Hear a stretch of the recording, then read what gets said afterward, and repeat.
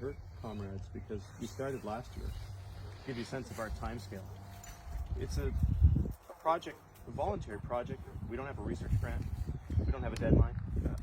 We naturally want to do it expeditiously, but in no great rush. We don't want to compromise quality. This is an opportunity. So this is Ste-Famille graveyard site in Falmouth, and today we're fortunate enough to have Jonathan Fowler here with St. Mary's University students, and we also have a guy with a dog, and so they're trying to find any old graves or anything that may stand out here. So I'm just sneaking in on the background here, catching up with.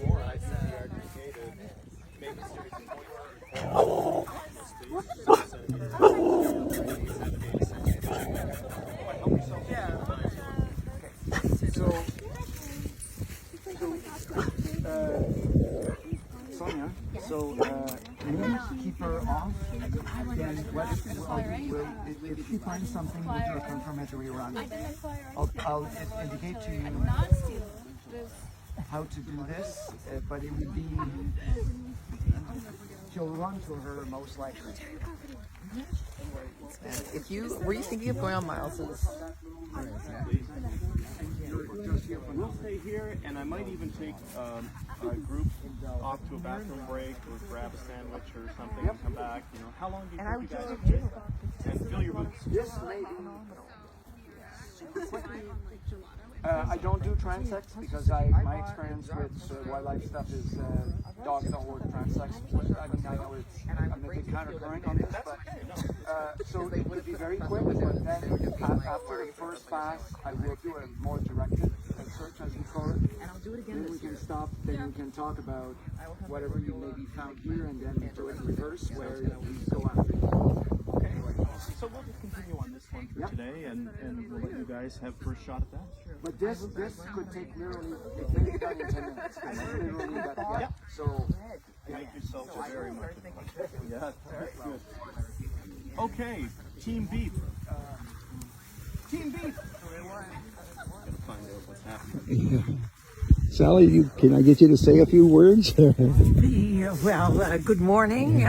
This is, excuse me, exciting. Jonathan and his students from St. Mary's have come back for the second year to do things perhaps more precisely, and he has a machine that costs $40,000. Don't ask me what it is, but it's a very sophisticated GPS machine. Ground penetrating. But it's more than that. This is GPS that takes pictures, you might say, that levels all of so it makes everything flat and gets rid of the contours. Yeah. And Jonathan should be explaining this. Yeah. But so we're just learning more about where the graves are, how many, and every bit of research is enriching. So what do we have for a date on this place, Sally? Well, it was used as a cemetery between 1698 and 1755. Okay. So we're looking back a couple of centuries. Yeah, right on. Right on. So it's wonderful to have them doing this research. Yeah, definitely. And they like the practical aspect of archaeology. Yeah, definitely. And nowadays, with all of the radar penetrating machines and the high-tech GPS, they don't have to get shovels and digging. Yeah. That's the So can I just interrupt you for a minute there, Jonathan? For sure. So do you get to see anything? Just tell me a little bit about this machine, if you don't mind. Sure thing. So this is a ground penetrating radar. Yeah. And it's to be specific, it's a 500 megahertz ground penetrating radar. So it's one that's really good for archaeology and forensic work. It's built by a Canadian manufacturer called Sensors and Software. They're in Mississauga. So we use this to detect all sorts of buried features, but it's a very good technology for looking at unmarked burials. And what it does is it basically sends radio wave energy into the ground. And the transmitter and a receiver. So some of that wave energy just goes down into the ground and gets kind of dissipated. Almost like if you yell, your voice carries and just eventually dissipates. But if you yell against the wall of a house, you're going to get an echo, right? Yeah. Just like that, features in the ground are going to cause some of that wave energy to echo back to the receiver. And what we're doing is we're measuring all of those echo patterns. And we're using those patterns to make inferences about what we're seeing down.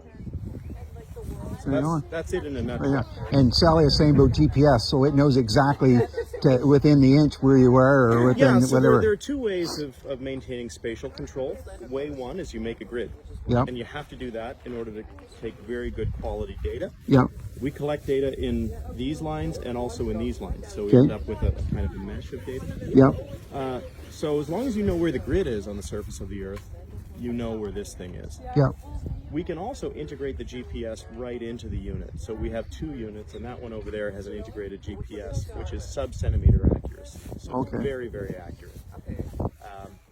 And that's important too, because when you have a surface that has some slope to it, you need to correct for those slopes in order to understand what's really going on down there. Right. Yeah. Thank you so much. You got it. Appreciate It's it. good fun. Well, it's a field school, I should add as well. So, Yeah, you we're here doing a range of things. Yeah. Trying to get something done. We're hoping the Falmouth Scoop is open. Is it? You should know. No, I don't think the scoop is open yet. It might be.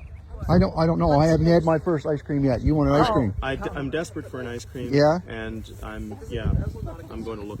Yeah. See what I haven't had my first ice cream this year. It's chilly, but we're going to try. Yeah, but anyway, we're here to do the science and have ice cream. Okay. All right. I'll try to pull some strings for you here. Please do.